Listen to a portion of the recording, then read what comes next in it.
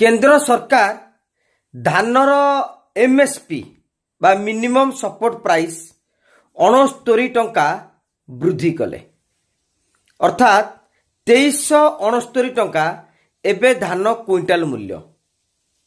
अनेक चर्चा करुथिले जेतेबेले 2300 टंका धान क्विंटाल थिला ओडिशा सरकार आ 800 मिसेकी 3100 दउथिले। सोशल मीडिया रे केतक बीजेपी रे मध्य कार्यकर्ता माने एथर 3169 टंका मिलियो बोली चर्चा भी करुथिले।